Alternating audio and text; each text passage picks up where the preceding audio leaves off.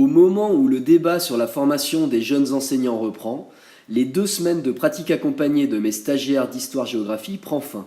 Donner à chaud la parole à Anthony et Émilien, c'est entendre un témoignage des principaux concernés, sans le filtre du ministère, de leurs formateurs ou de spécialistes autoproclamés, beaucoup plus audibles dans les médias.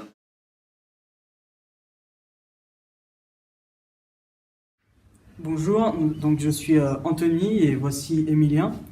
Nous sommes étudiants donc en M1 MEF, qui nous prépare au métier de l'enseignement, de l'éducation et de la formation à l'université Jean Monnet de Saint-Étienne. Et avec cette vidéo, donc, nous allons vous donner nos impressions sur la formation des professeurs du secondaire. Nous venons de terminer notre stage de pratique au collège Waldeck-Rousseau de Firminy. Alors bonjour, pour compléter ce que vient de dire Anthony, nous avons le même parcours, un choix de la licence d'histoire plutôt scientifique les 2 premières années, et ensuite le choix du parcours métier d'enseignement avec une dernière année de licence plus professionnalisante, toujours en restant à l'échelle de l'université. Après avoir validé notre licence, nous avons pratiquement terminé notre première année de master. L'ESP nous a ainsi aidés à nous préparer au concours et au métier. Après 3 ans de licence théorique, donc, nous voici devant les élèves. Nous voyons ici les premières images de notre stage pratique en co-animation. Ce stage pratique a lieu après quelques jours d'observation au sein du collège. Ce stage nous a permis de découvrir les 2 principaux enjeux du métier de professeur: préparer le cours avant la classe et gérer la classe pendant le cours. Ce qui est en jaune, c'est ce que vous maîtrisez.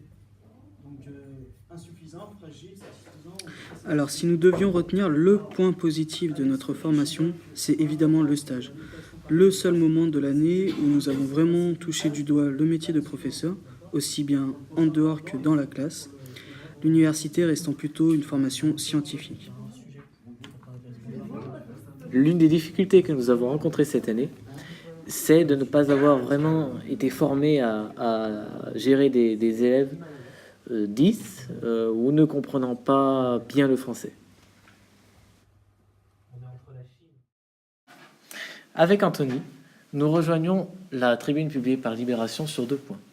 La formation des professeurs semble trop courte. 1 an de plus en licence 3 ne serait pas de trop. Également, pour nous, ça a été difficile de gérer à la fois la préparation au CAPES et le reste de l'année en master. Cependant, contrairement à ce que dit la tribune, la formation est loin d'être inexistante. En effet, en tant qu'étudiants, nous avons eu la chance d'être accompagnés par l'ESP, comme par exemple dans la compréhension des programmes et leur mise en pratique. Enfin, le stage nous a permis d'apprendre quelques gestes professionnels. Pour conclure cet entretien, j'aurais souhaité dire que cette année a été pour nous une charge de travail immense pour la préparation au CAPES. Notre esprit était occupé tout le temps, de septembre à avril, par cette échéance. C'est simple, une demi-journée non travaillée était une journée considérée comme gâchée. Beaucoup de mes collègues pourraient le confirmer. Mais pour terminer donc sur une note positive, il est vrai qu'à Saint-Étienne, nous avons eu la chance d'être une petite promotion de 15 étudiants.